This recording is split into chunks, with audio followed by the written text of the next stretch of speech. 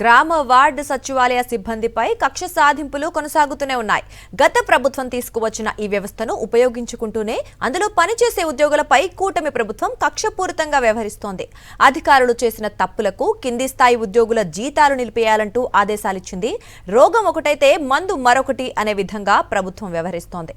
ఇటువంటి కక్షపూరిత విధానాలకు స్వస్తి చెప్పాలని స్వర్ణ గ్రామ స్వర్ణ వార్డు ఉద్యోగులు కోరుతున్నారు. అధికారంలోకి వచ్చిన దగ్గర నుండి గ్రామ వార్డు సచివాలయాలపైన వాటిలో పనిచేసే ఉద్యోగులపైన కూటమి ప్రభుత్వం కక్షపూరితంగా వ్యవహరిస్తోంది. గ్రామ వార్డు సచివాలయాల పేర్లను కూడా మార్చింది. రేషనలైజేషన్ పేరుతో సచివాలయాలను నిర్వీర్యం చేసేందుకు అన్ని ప్రయత్నాలు చేసింది.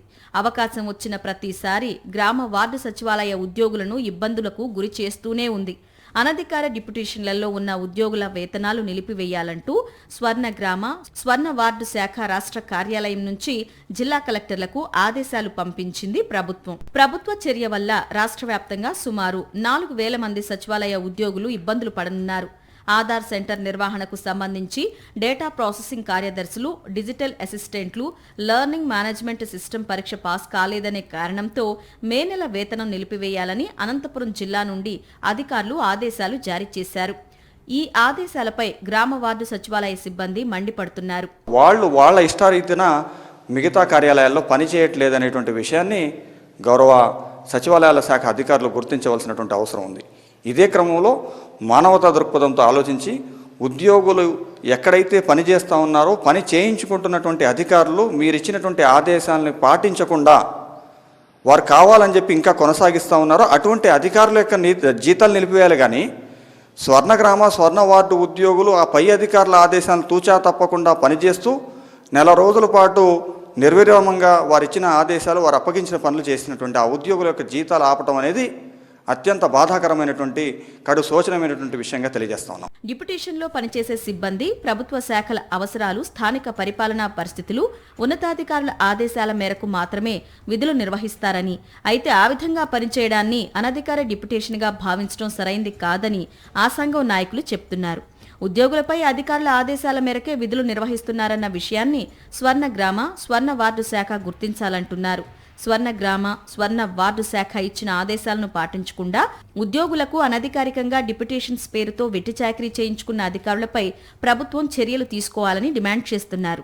గ్రామ వార్డు సచివాలయ ఉద్యోగుల్లో అనధికార డిప్యుటేషన్లో ఉన్న వాళ్ళ వేతనాలని ఆపాలని చెప్పి గ్రామ వార్డు సచివాలయ శాఖ ఉత్తర్వులు జారీ చేసింది. ఉద్యోగుల యొక్క జీతాలు నిలిపివేయడం అనేది అన్యాయం, ఇది సరైనది కాదు. అనధికార డిప్యుటేషన్లు అని అంటున్నారు.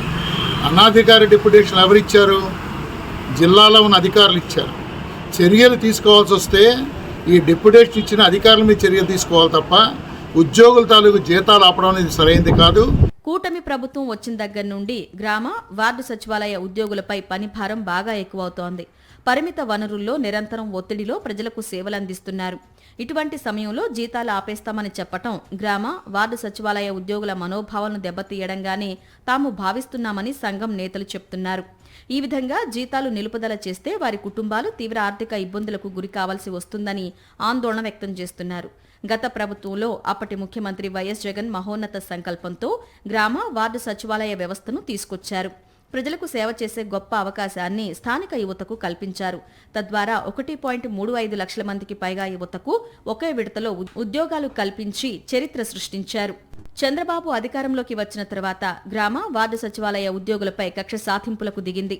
చంద్రబాబు ప్రభుత్వం పెట్టే ఒత్తిడి, మానసిక క్షోభను తట్టుకోలేక 100 మందికి పైగా సచివాలయ ఉద్యోగుల గుండెలు ఆగిపోయాయని ఆ సంఘ నేతలు ఆవేదన వ్యక్తం చేస్తున్నారు. అవమానకర రీతిలో అధికార పార్టీ నాయకుల ఒత్తిళ్లతో నలిగిపోతున్నట్లు అనేక సందర్భాల్లో తమ ఆవేదనను వ్యక్తం చేశారు. ప్రభుత్వ వేధింపులు తట్టుకోలేక గ్రామ వార్డు సచివాలయ సిబ్బంది బలవన్మరణాలకు పాల్పడుతుండడం ఆందోళన కలిగిస్తుంటే ఇలాంటి విపత్కర పరిస్థితుల్లో ఉద్యోగులకు అండగా నిలవాల్సిన ప్రభుత్వం అత్యంత హేయంగా వ్యవహరిస్తోంది.